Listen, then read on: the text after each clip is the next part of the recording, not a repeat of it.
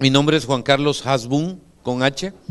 Soy pastor desde hace 26 años en la ciudad de San Salvador, El Salvador. He visto transformaciones en mi país de lo peor a lo mejor. Y vamos a tocar también esos temas que a ustedes les parece en cuanto a preguntas y respuestas. Basada en la experiencia de mi país, puedo mencionarles de que la interpretación evangélica es nueva, 25, 30 años en el quehacer político. Quiero ubicarlos en el contexto de la realidad actual para que a partir de ahí podamos sacar algunas conclusiones. Primero, hasta 1975, 1980, la población cristiana en El Salvador representaba un 10 a un 12%. Ok. Desde esa perspectiva de ser un gueto, un grupo altamente minoritario y un grupo pues sin la mayor interpretación de lo que es el poder, de lo que es la política, de lo que es la influencia, de lo que es nada, fue un grupo bastante sano, cuya única misión fue la evangelización. Después de este ciclo, que voy a llamar el ciclo 1, vino un periodo muy convulsionado llamado guerra civil, que tocó desde 1980 hasta el año 91-92.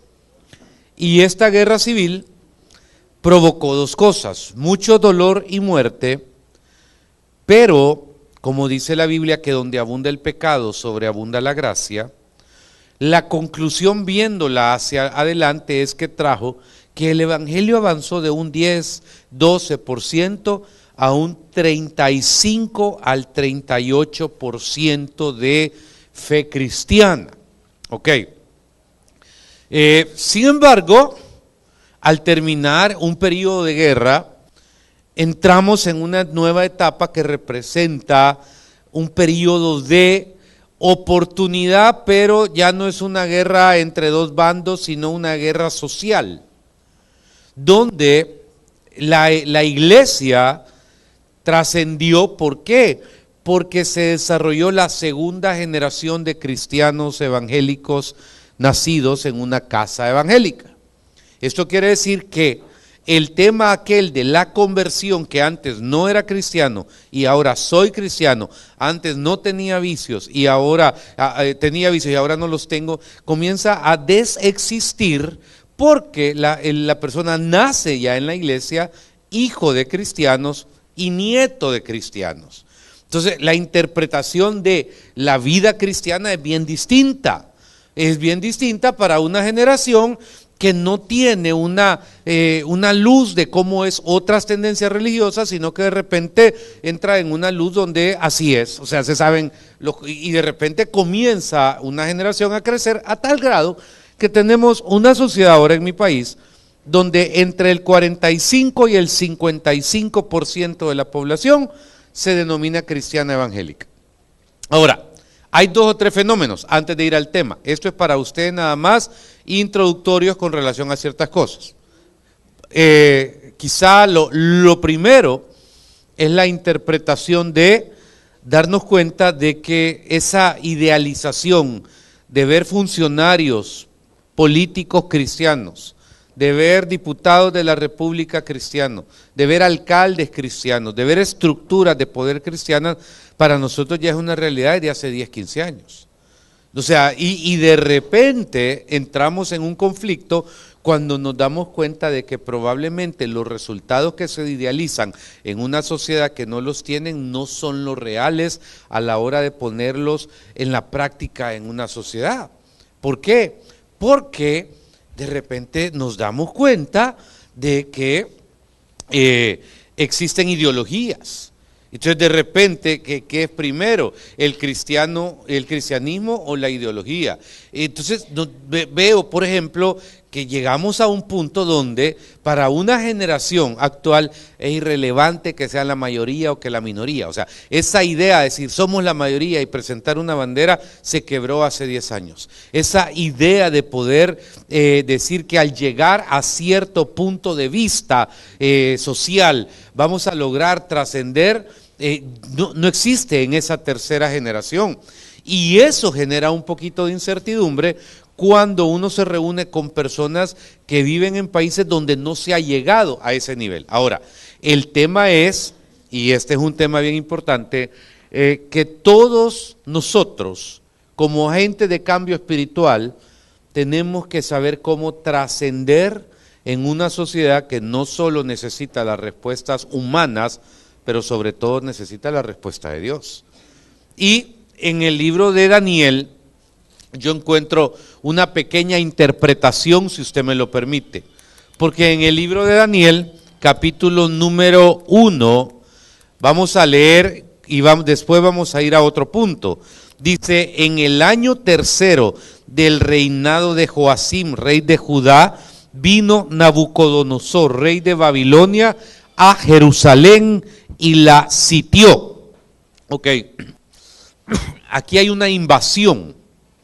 Quiero que analice qué tan importante es entender el poder de una invasión que destruyó totalmente la manera de vivir, de pensar y de establecer interpretación de vida en Jerusalén a cambio de alguien que no solo la sitió, sino que la destruyó, sino que erradicó absolutamente toda la manera de pensar de la fe judía en Jerusalén, se llevó a todas sus autoridades, se llevó a sus jóvenes a una ciudad llamada Babilonia y les quiso cambiar la mente. Ok.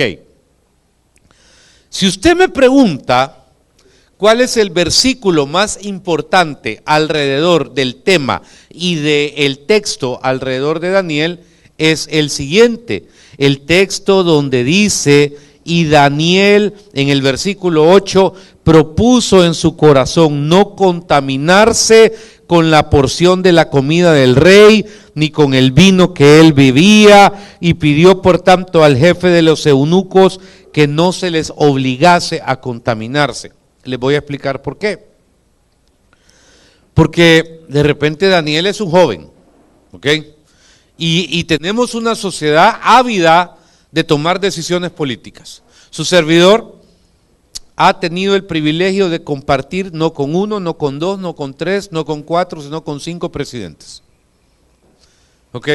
No de tomar un café, de platicar de verdad, de considerar temas, de ver sus momentos vulnerables, de sentir que hay una crisis social, una crisis política, y te llaman para preguntarte qué hacer.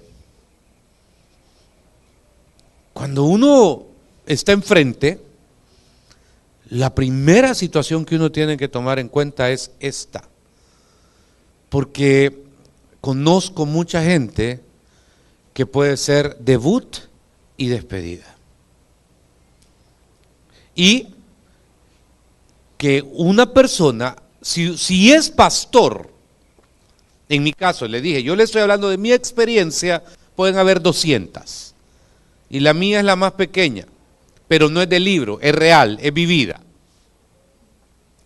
Y entonces, lo interesante de Daniel es que en su incertidumbre política, porque él no sabía ni papa todavía, no sabía qué era, solo sabía que había sido desterrado y estaba puesto en un lugar y tenía que servir a un rey que no hablaba su lengua, no hablaba su idioma, no interpretaba su vida, pero una sola cosa le pide al personaje, no contaminarse con la comida de él. Y dije, esto es lo más importante si alguien de sus congregaciones o alguien de su experiencia desde la perspectiva religiosa se va a introducir en este tema. Debe tomar decisiones sobre qué es negociable y qué no es negociable. En mi iglesia no tengo 1, ni 2, ni 3, tengo 9 funcionarios actuales, 9.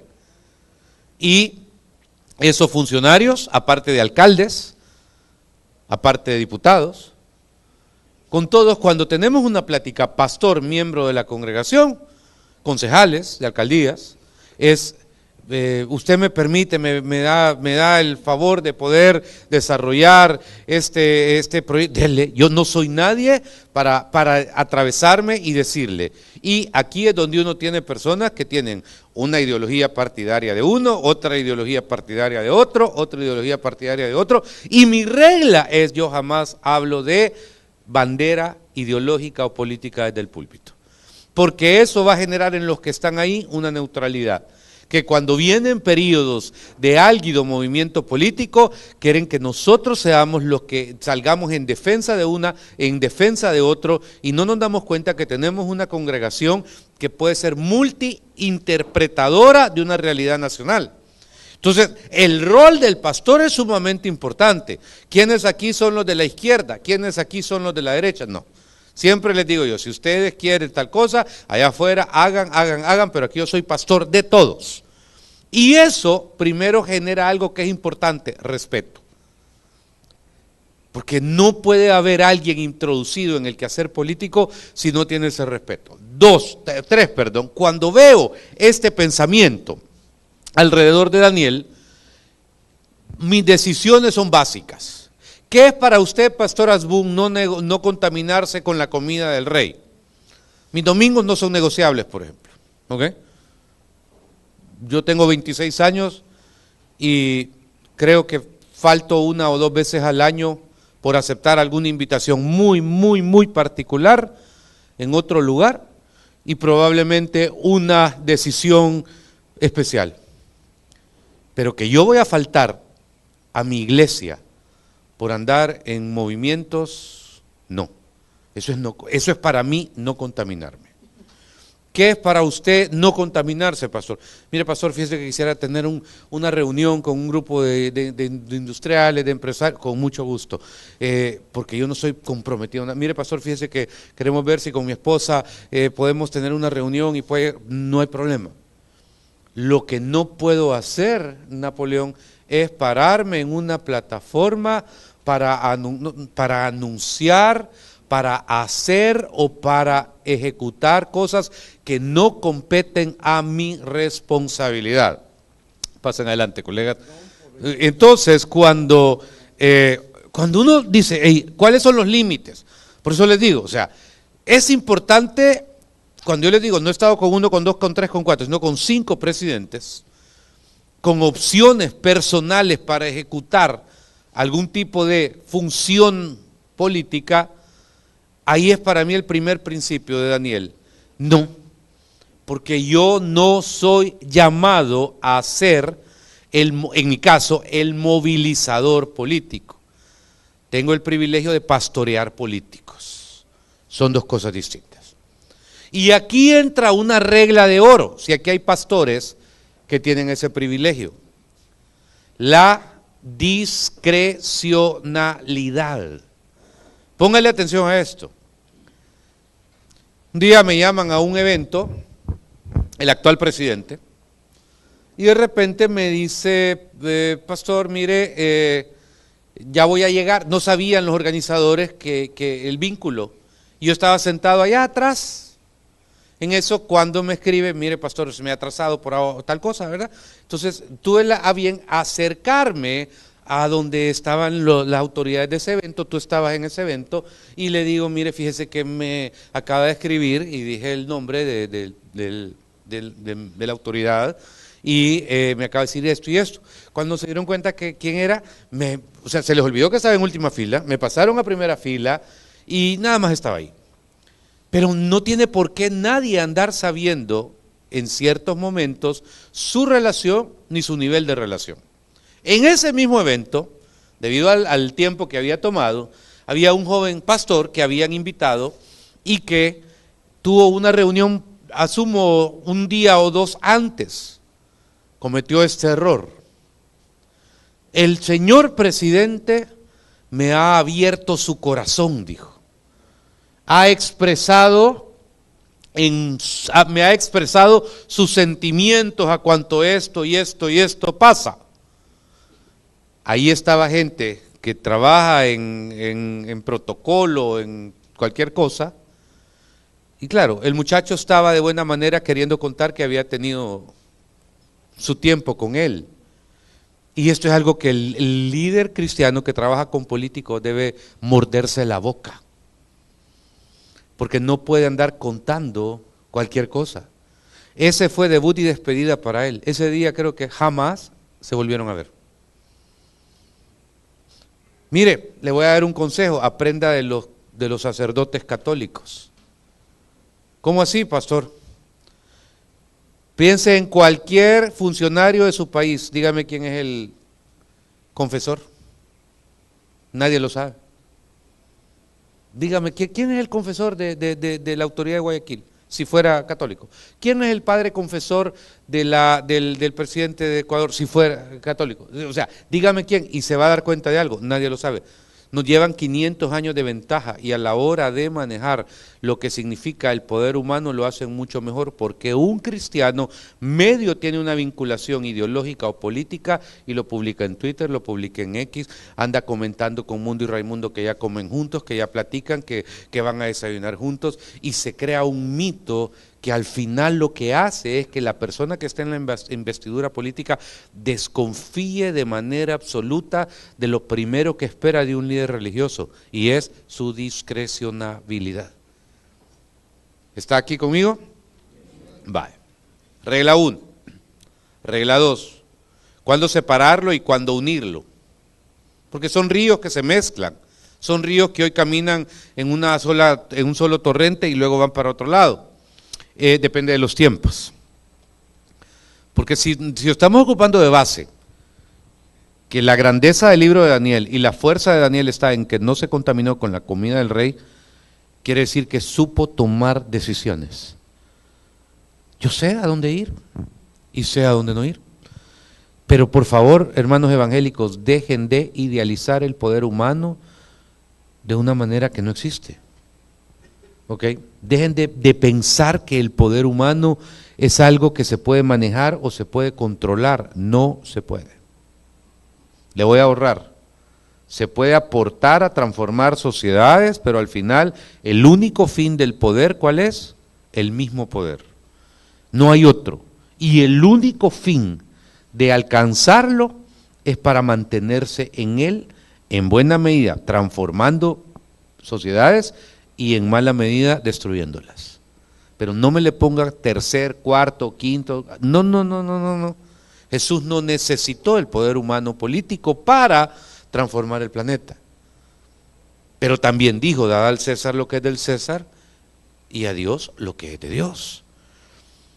Y cuando vamos al pensamiento de Daniel, también hay una cualidad, porque algo que choca en este tiempo es cuando el creyente o la iglesia se mantiene al margen de la realidad, satanizando el poder.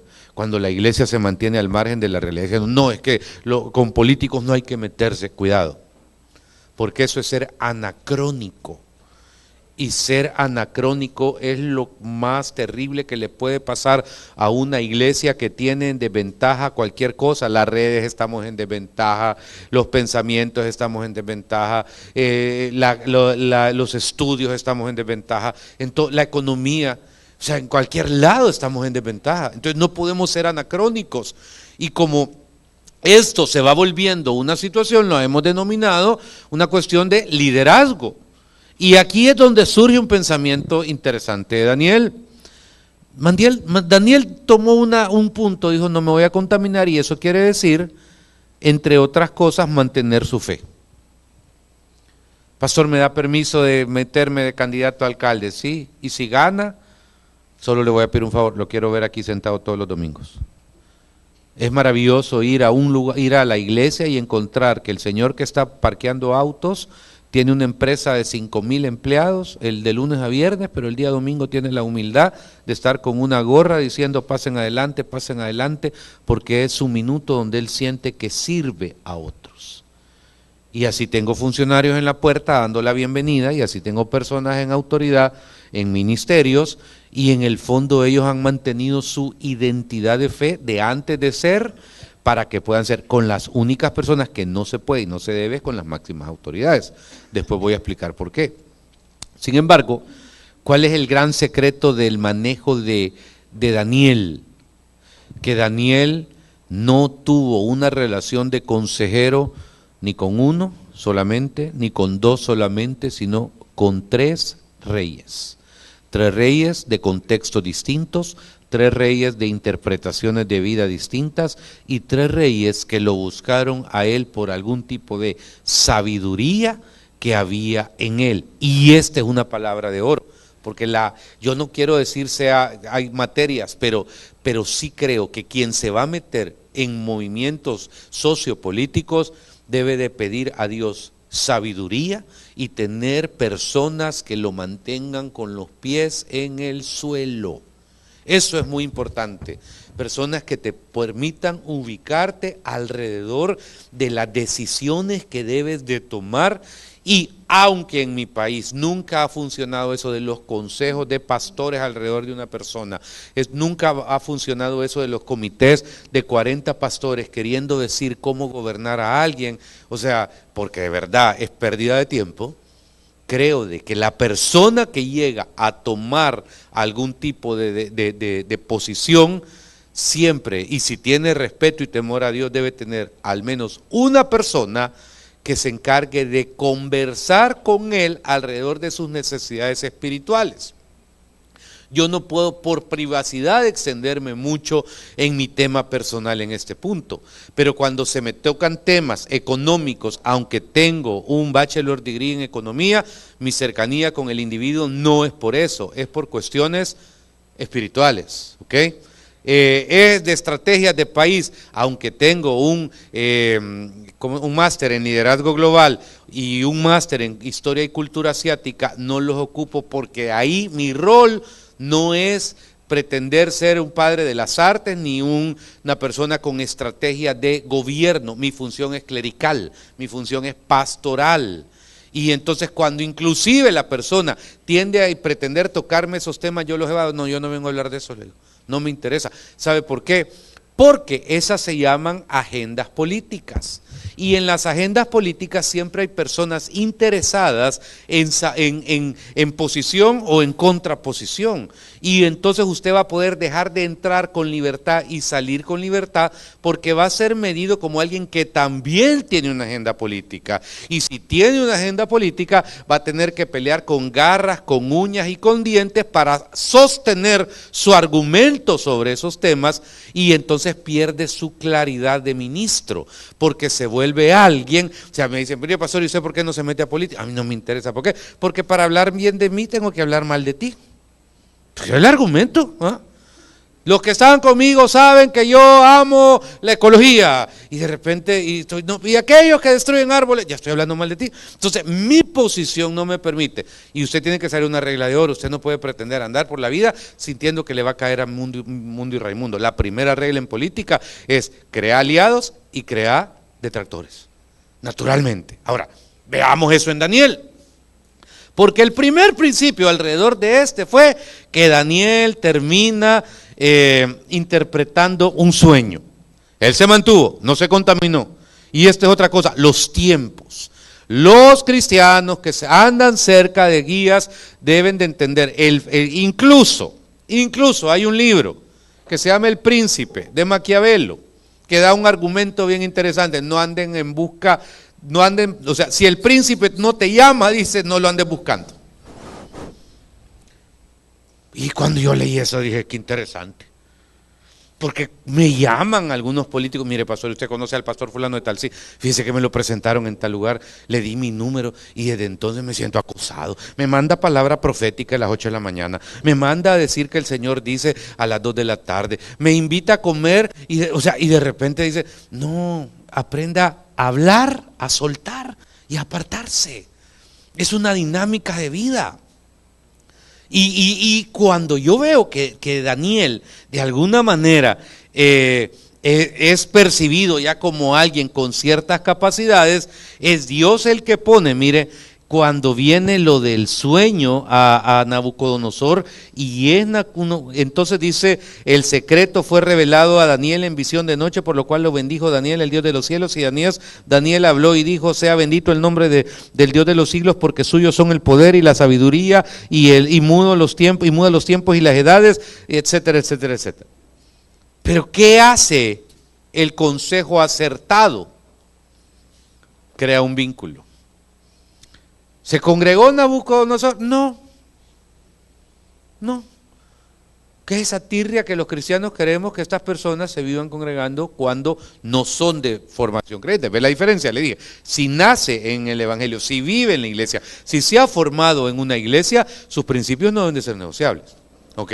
Pero es bien difícil cuando la persona ni se ha criado ni conoce y entonces mantiene una distancia. Adaptarse a una interpretación de vida de fe es distinta. Por eso el vínculo es necesario. Y por eso es la oración vital. Entonces viene Nabucodonosor y tiene su crisis existencial. Porque después de toda la revelación, ¿qué pasó con la vida de Nabucodonosor? O sea, ¿en qué se convirtió Nabucodonosor? A ver, ¿alguien se acuerda? Ok. Tengo algo bien interesante. El poder cambia. ¿Ok? Y le voy a decir algo, es necesario que cambie. Porque yo no quiero el pensamiento de un alcalde de una pequeña ciudad que lo mantenga siendo presidente. Yo creo que debemos evolucionar. Yo espero que de esa pequeña ciudad se transforme en una figura que es alcalde de una ciudad más grande, que más visión, correcto, y de repente en otro lugar, y de repente, cuando usted menos siente, en una presidencia o un gobierno o lo que sea. O sea, yo no esperaría la mente limitada por contexto, que no es mala, 10 años después. Yo no quiero eso para mis hijos. O sea, yo no voy a decirle a un hijo, mira, como yo estudié hasta bachillerato, tú te vas a quedar hasta sexto grado porque nadie ve. No, ¿qué queremos con nuestros hijos? Que avancen, que estudien más que nosotros, que alcancen más sueños que nosotros, que vivan en mejores zonas donde nosotros hemos vivido. Y todos esos elementos, espiritualmente, yo lo traslado a mis hijos espirituales también. Porque anhelo verlos así, en el área que se interpreten. Pero en el caso del poder, Nabucodonosor nos da una lectura de oro, porque cuando menos siente, obviamente se desvía. Y uno también no puede vivir pretendiendo ser Dios. Probablemente has visto personas que les has dado tu corazón, tu vida, y en algún momento toman sus propias decisiones. Te toca soltarlos. Fíjense que David es súper interesante. No puedo dejar de predicar o de dar alguna charla sin hablar de David. David dijo, es un día en tu casa mejor que 1000 años. Pero David no lo dijo desde una óptica de lástima. David era el rey de Israel. O sea, ser rey significa tener cualquier cosa, aquí o en cualquier lugar del mundo. ¿Okay? Ser rey, ¿sabe qué significa? Yo deseo a la 1:01 y a la 1:02 lo tengo. Piense en culturas precolombinas, piense en culturas coloniales, piense en culturas postcoloniales, en quien le dé la gana. El que tiene y ostenta el poder tiene una capacidad absoluta sobre cualquier cosa. Y David, que no lo dijo porque no tenía dónde ir, no lo dijo porque le estaban cobrando el vehículo, dijo, hey, las cosas que hay en tu casa en un día son más grandes que las cosas que hay fuera de ella en toda la vida. Entonces, cuando Nabucodonosor se desvía, otra clase, cátedra que nos da Daniel de autoridad espiritual, es que hay un límite, ¿ok? Tenés que dejar que experimente. No podés ser un pastor policíaco de personas que están en sistemas económicos, políticos o sociales, porque ellos van desarrollando su propio pensamiento. Pero ¿qué pasa al final?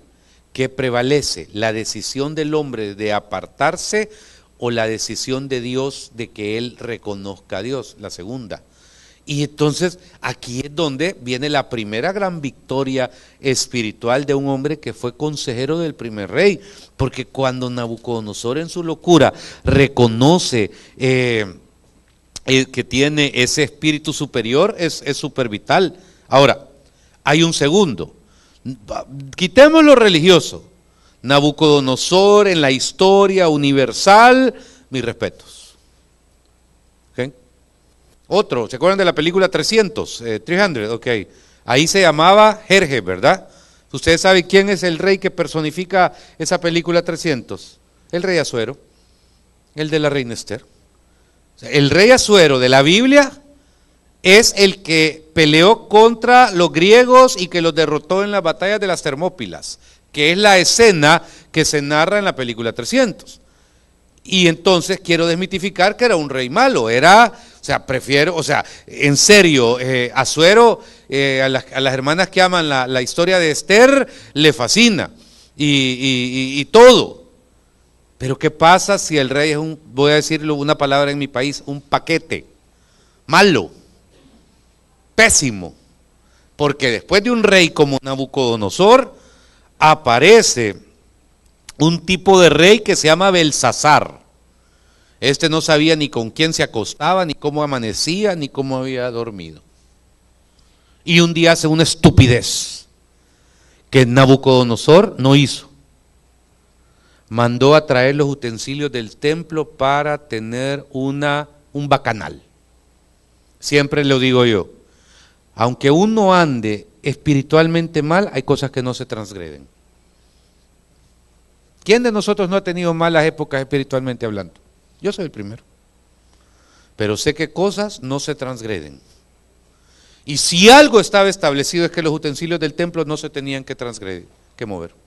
Y eran ocupados solo para que los levitas los ocuparan en las ceremonias del templo, nada más. Nabucodonosor los mandó a traer y los guardó. Jamás se le ocurrió esa estupidez, pero a este se le ocurrió.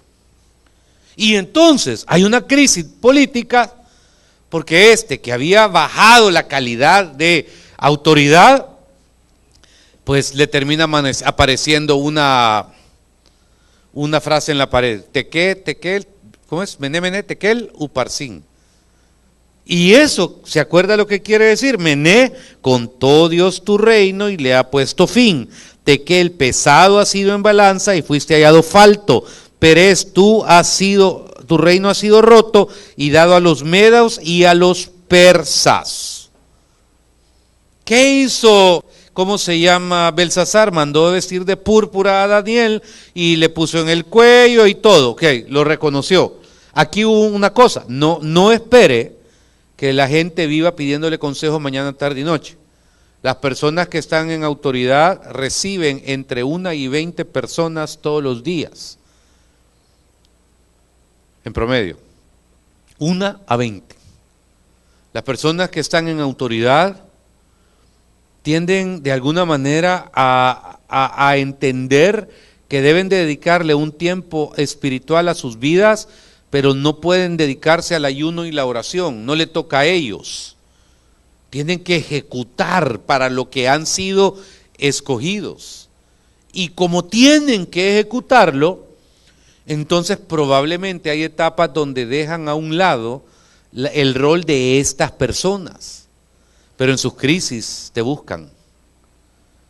Por eso es importante que usted ore por las autoridades que Dios le presenta y renuncie, no renuncie, pero desista que si los conoce a las 8:05 les está dando palabra profética. Le voy a dar un consejo, no se lo voy a cobrar. Si quiere ser amigo de un político, háblele de fútbol, no de política. Si quiere ser amigo de un futbolista, no le hable de fútbol, háblele de ballet. Si quiere ser amigo de un balletista, no le hable de ballet, háblele de cine. Bárbara, si quiere ser amigo de un cineasta, háblele ¿de qué? De música, vaya, aunque está muy relacionado porque es arte. Tírele la pelota por otro lado. Y entonces, cuando usted conoce un alcalde, un presidente, un gobernador, renuncia a querer decirle, porque algo que me lo han dicho los 5. ¿Sabe de qué estoy harto, pastor? Que en 3 minutos que tengo de conocer a alguien ya me quiere dar consejos de cómo gobernar. Sí, porque lo conoce a las 8, ¿verdad? ¿Qué tal? Mucho gusto, yo soy el pastor. Mire, qué bueno que soy con usted, pero mire, quiero contarle, yo que usted lo quisiera en política y conmigo, en ese momento se desconectaron de usted. En ese momento es como un chip, la sonrisa, la amabilidad, la dulzura, pero hacen la mirada así, como que dice, sácame de aquí. Porque ¿cómo le voy a dar consejos a un nadador que ganó una medalla de oro olímpica de cómo nadar? O sea, lógico, no le voy a dar consejos al de la Rolex de cómo hacer relojes. Entonces, cuando usted tiene ese vínculo, su ruta debe ir por otro lado. Y cuando usted le escriba o le algo, jamás, mire, vio la carrera de Fórmula 1. Sí, pastor, qué chiva. Chiva es un término que ocupamos en El Salvador, refiérese a qué bueno, qué excelente estuvo. Sí, ajá. Leclerc casi se come a Verstappen, un ejemplo, ¿verdad? Y ¿sabe qué piensa? Al fin alguien hablándome de algo que no es todo esto. Y te tiene en un lugar distinto.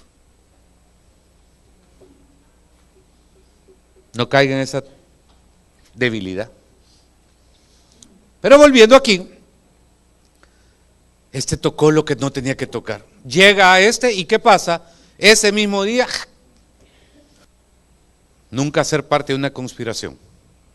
Si no, acuérdese de los primeros 2, 3 reyes de Israel, que en ese proceso post-Salomón terminaron en ese periodo de división de Israel y Judá. Porque esa no es parte de la función del reino. Pero luego, ¿quién llegó? Llegó el tercer gobernante a esa Babilonia que conocía. Han pasado los años. Daniel ya no tiene 17 años. Daniel ya está viejo. Daniel ya vivió, ya hizo su vida en Babilonia. Ya es un hombre que ya conoce todas las calles, ya sabe dónde venden la comida rica a las 5 de la mañana, ya sabe dónde comprar. Y aparece un gobernante que la historia lo mide como uno de los 5 grandes, Darío, rey de Media y de Persia.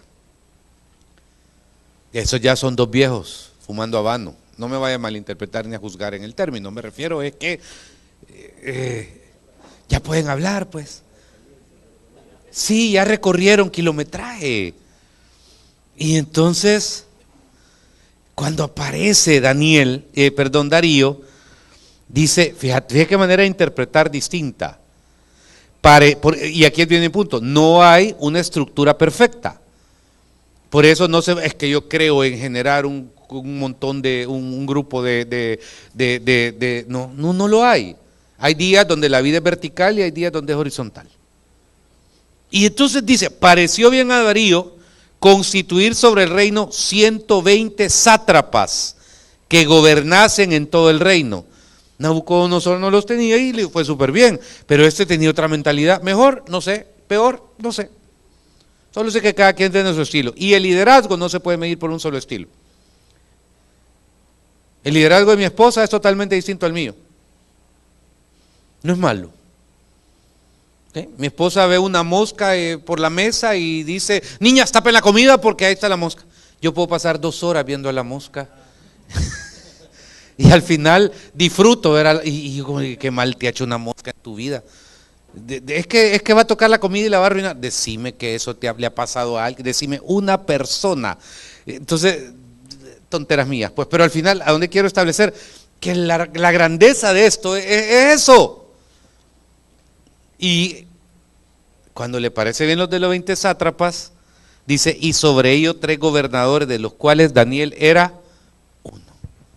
Pasó de ser el hombre, que tiene un vínculo con Nabucodonosor, pasó a ser el que llamaba al otro rey cuando le daba la gana, porque ese vivía, lo invitaba solo para el día de la independencia, ¿me entiendes? Porque no tenía ningún temor de Dios.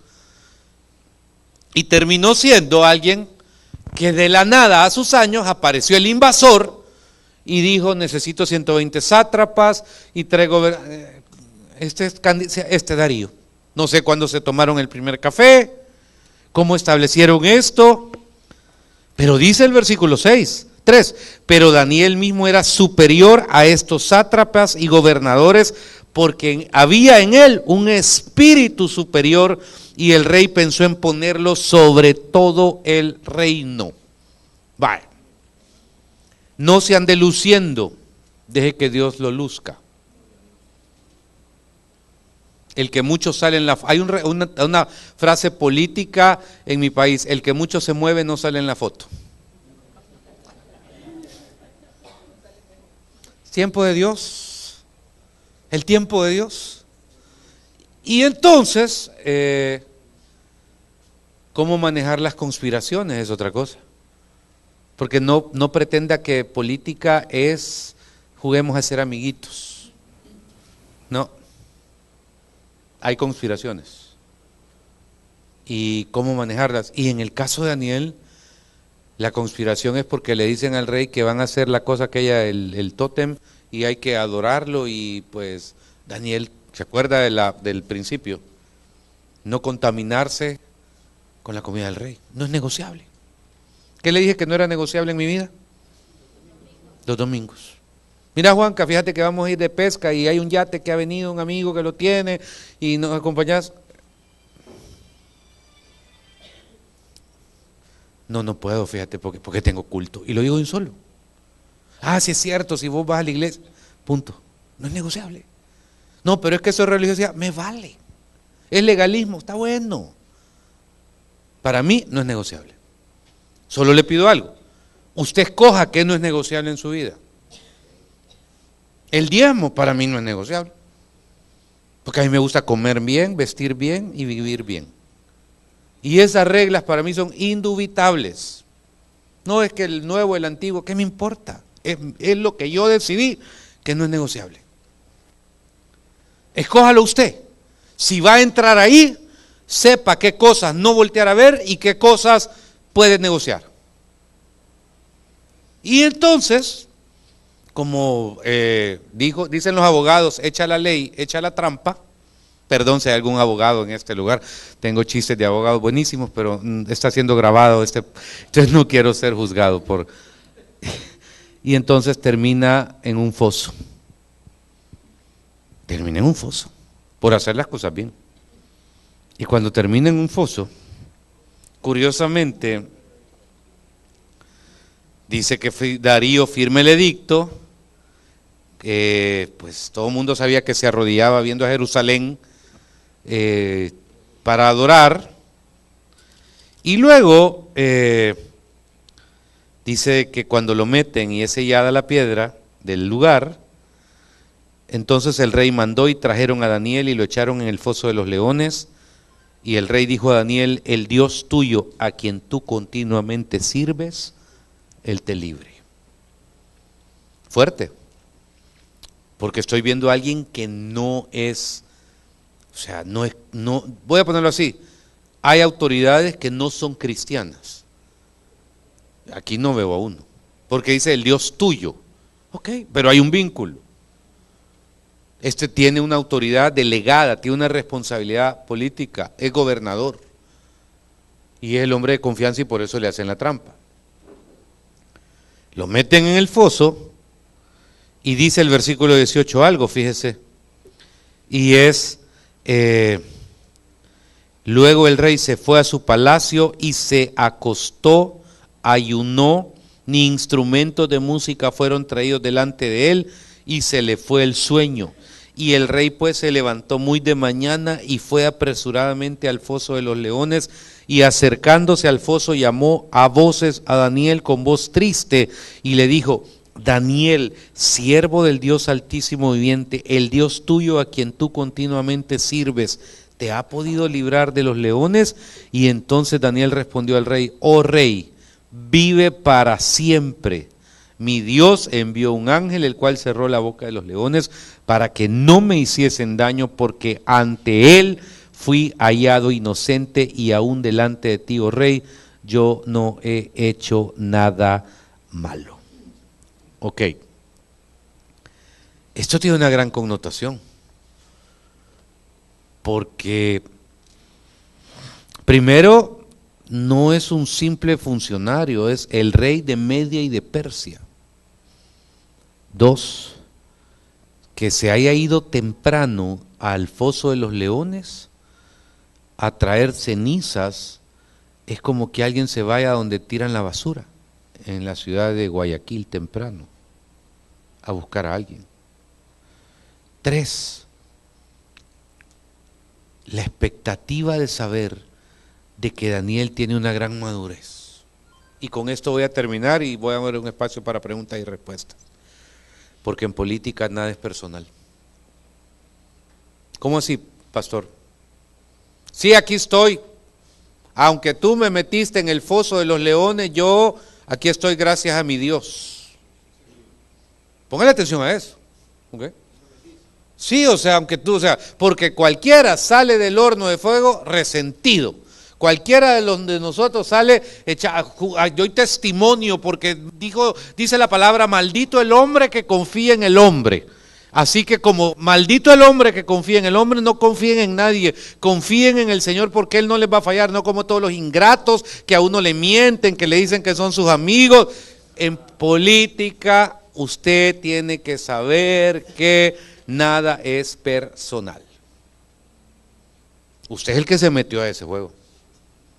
Y entonces, no hay que jugar a ser la María Magdalena, ¿verdad? Por eso me encanta el amor. Vive para siempre. Mire, es que esta es la palabra. Oh rey, vive para siempre.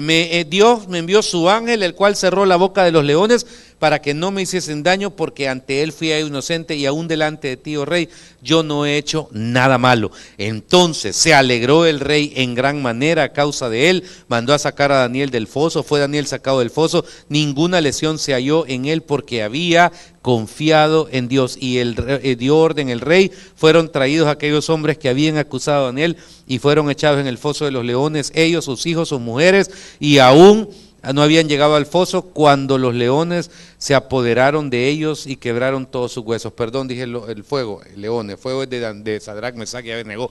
Pero el planteamiento es, ¿puede un cristiano participar en política? Mi respuesta, ¿ok? No es absoluta ni es la única. Sí. 2, generacionalmente, como ya vivimos en un país, en un estado latinoamericano donde el país con mayor cantidad de cristianos evangélicos es México, que tiene alrededor de 15 millones de cristianos evangélicos, más que cualquier otro país, aunque porcentualmente pueda considerarse pequeño. En Centroamérica andan entre el 40 y el 55%. En Sudamérica depende el país y depende el lugar, pero no bajan del 25-30%, entonces ya es significativo. Y no se trata de que si se debe o no se debe, se trata que es inevitable, por demografía lógica natural. Entonces, sí, o sea, demográficamente es inevitable. Es inevitable saber que esto va avanzando. Y existen 3 métodos, pero me voy a basar en 2. Primero, la preparación, eso sería el ideal. Hay institutos, hay organizaciones que enseñan cómo ejercer autoridad y cómo ejercer gobierno, que son 2 cosas distintas. Pero tiene usted que darle libertad a la persona que decida su afinidad ideológica. En lo que yo no creo mucho, es en generar partidos políticos de evangélicos, porque la experiencia en todos los lugares donde se ha querido hacer en América Latina es que han sido un rotundo fracaso. ¿Okay? Pero de verdad, quiero encontrar uno y no lo he hallado. Entonces se han vuelto buenos experimentos, veámoslo así. Entonces, entonces, ¿de qué se trata? De que en su interpretación en Estados Unidos hay excelentes cristianos que son demócratas, algunos, no todos, ¿verdad? Y hay malísimos cristianos que son republicanos, y hay buenos cristianos que son, o sea, hay de todo, pero yo no los veo creando the faith party, sino que los veo ejecutando de acuerdo a su propia interpretación ideológica lo que ellos creen, unos con sus más, otros con sus menos. 4. El debate es bien interesante alrededor de la moralidad y de la honestidad, porque ¿qué es lo que más afecta a nuestras sociedades? La corrupción. La corrupción de verdad es complicado. Y cada quien sabe cómo tiene amarrados los zapatos. Duele de verdad encontrar personas que en algún momento, o sea, han dicho o ha sido revelado un índice de corrupción, y por eso lo ideal es que los sistemas, la persona, el individuo, espiritualmente hablando, pueda verse cercano. Y si usted se va a meter en algún momento, la vida le lleva a algo, créale a Dios, pero por favor, aparte de creerle a Dios, pídale a Dios que le ponga una o dos, no 30 personas que tengan la capacidad de bajarlo, aterrizarlo y que eso le va a ayudar.